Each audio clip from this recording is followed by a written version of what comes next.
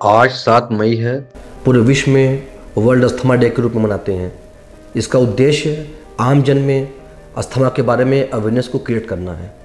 WHO data के हिसाब से लगभग 350 मिलियन लोग अस्थमा से ग्रसित हैं।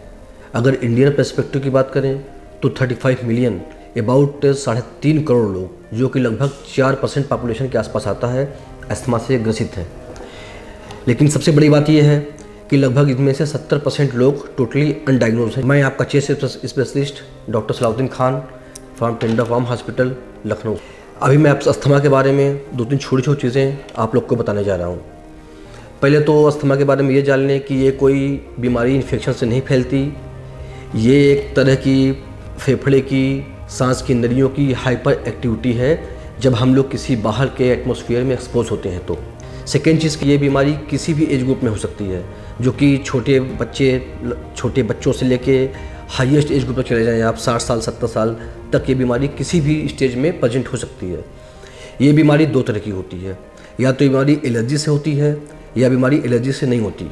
कई बार होता है कि मोस्ट ऑफ द पेशेंट जो इंडिया में हैं वो स्टार्ट फ्रॉम द एलर्जी, बताते हैं कि डस्ट से एक्सपोज हो गए, या हम लोग कोल्ड वेदर से एक्सपोज हो गए, या किसी इन्फेक्शन से एक्सपोज हो गए, तो उसके बाद अस्थमा हुआ। इसके सिम्टम हैं नॉन प्रोडक्टिव, इट मीन्स कि ड्राई कफ, जो लॉन्ग स्टैंडिंग ड्राई कफ के रूप में प्रेजेंट करते हैं।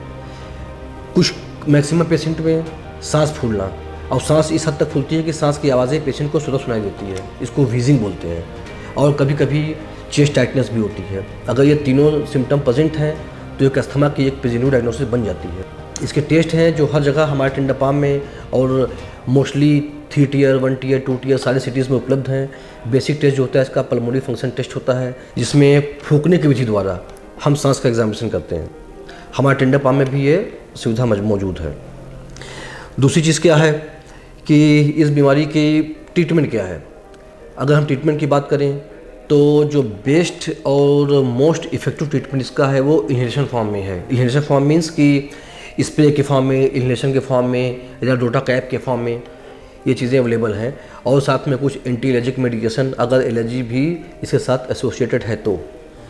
अब इम्पॉर्टेंट चीज़ क्या है कि जैसा कि मैंने बताया पहले कि ये किसी भी एज ग्रुप में प्रेजेंट कर सकता है, लेकिन जो मोस्ट कॉमन एज ग्रुप देखी गई है वो एडोलसेंट, यानी कि जो लोग एडल्ट के पहले की एज ग्रुप है और उसके बाद से जो प्रोडक्टिव एज है 20 से 40 साल मान लेते हैं, इस एज ग्रुप के लोग ज़्यादा इफेक्टेड होते हैं। तो अगर इस बीमारी को कंट्रोल ना किया गया या कंट्रोल नहीं किया जाता है, या इसे हम ऐसे ही छोड़ देते हैं या अनडायग्नोज होती है, तो क्वालिटी ऑफ लाइफ हैम्पर होती है। सेकेंड चीज़ क्या है कि कुछ मिथ्स और कुछ फैक्ट्स। पहली सच्चाई ये है कि बीमारी इन्फेक्शन से नहीं फैलती, तो इस बीमारी को अवॉइड ना करें, इसे छुपाएं नहीं। सेकेंड चीज़ है कि ये बीमारी टाइम के साथ साथ बढ़ती चली जाती है। ये बीमारी कभी पूरी तरह से ख़त्म नहीं हो सकती, इस बीमारी को बस कंट्रोल किया जाता है। अब सवाल ये भी आता है कि अगर बीमारी ख़त्म नहीं होती तो इसका ट्रीटमेंट हम क्यों करें। इसका ट्रीटमेंट इसलिए करें कि अगर बीमारी हम टाइमली और प्रॉपर वे में कंट्रोल नहीं करेंगे तो आने वाले 10 सालों में 20 सालों में अगर कोई अफेक्टेड है तो परमानेंट सांस का मरीज हो जाता है। उसके लंग में कुछ डिफॉर्मिटीज़ हो जाती हैं, उसकी सांस की नलियाँ हमारी ओब्लिटरेट हो जाती हैं और लंग की कैपेसिटी भी कम हो जाती है, एक चीज़। सेकेंड चीज़ क्या है कि इसकी मेडिसिन कई लोकल क्वेक या पेरीफेरी में टियर 3 एरियाज़ में लोग इन्हेलेशन मेडिसिन को बहुत अवॉइड करते हैं, सोशली एक्सेप्ट नहीं करते। तो मैं आपको बता दूं कि जो इन्हेलेशन थेरेपी है ये मिनिमम डोज में, जो इनकी डोज हम लोग देते हैं वो माइक्रोग्राम में होती है, और जो ओरल मेडिसिन लेते हैं वो मिलीग्राम और ग्राम से होती हैं। तो उनके कंपेरिजन में जो इन्हेलेशन थेरेपी है वो बहुत कम डोज है और बहुत एक्सेप्टेबल और टॉलरेबल डोज है। इसके साइड इफेक्ट भी मिनिमम है, क्योंकि इन्हेलेशन फॉर्म में जो दवाई देते हैं ये दवाई सीधे आपके लंग में जाती है और बॉडी के किसी भी पार्ट को हैम्पर नहीं करती। दूसरी चीज़ क्या है, सवाल ये है कि अस्थमा कंट्रोल ख़त्म नहीं होता तो हम इसे कंट्रोल क्यों करें। आप कंट्रोल इसलिए करें कि अगर आप अस्थमा कंट्रोल नहीं करेंगे तो आपकी क्वालिटी ऑफ लाइफ हमेशा आप डिस्ट्रेस में रहेंगे, कोई काम करेंगे कोई भी अच्छे से परफॉर्म नहीं कर पाएंगे, क्वालिटी ऑफ लाइफ डेफिनेटली ख़राब हो जाती है इसमें।